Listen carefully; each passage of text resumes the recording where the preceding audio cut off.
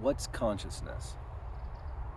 Well, the most common kind of assumed definition, I think, is that you've got a great big three-dimensional world plus time, and then within that big objective world, there's a little point, and that little point just happens to be where your body is, and consciousness is the perspective on the world from that point. And I've got a consciousness that kind of hangs out with my body, and you've got a consciousness that hangs out with your body. And some folks, like Descartes, think that that little spark of perspective comes from heaven, hangs out with the body, then leaves afterward. Other people think that the body itself creates that perspective. Another fairly common idea amongst panpsychists, idealists, mystics, is that consciousness is a vast field in which sensory phenomena come and go. In this case, the three-dimensional world exists within the conscious field.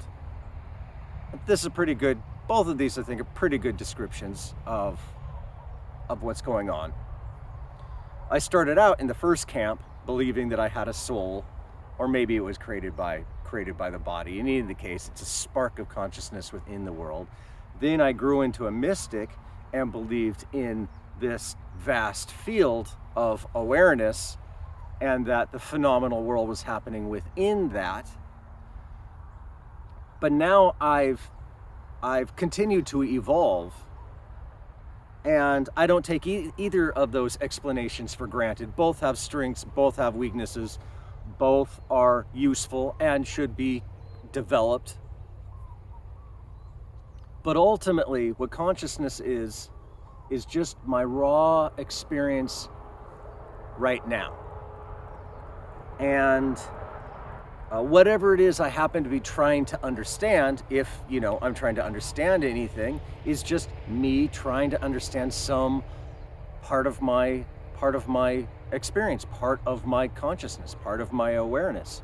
So if I'm a biologist and I'm studying sea turtles, well, I'm having sea turtle experiences, and I'm trying to understand those sea turtle experiences. So even understanding sea turtles is actually understanding a part of my lived life.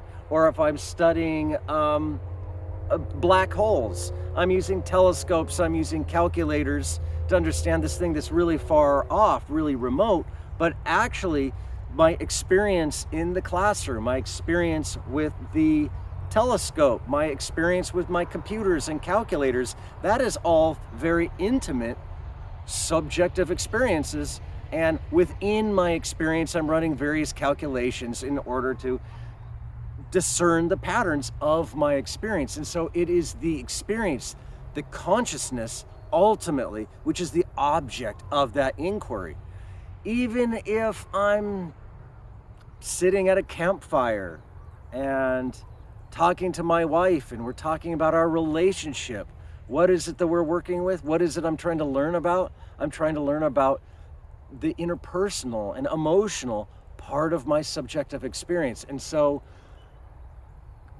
consciousness is no more and no less than the object of every inquiry. It is simply what is already there, and everything going on, including the various theories about consciousness, are actually parts of consciousness. And the only way to truly understand all of consciousness is to continue what we are already doing, which is doing various inquiries into the various aspects of our conscious experience.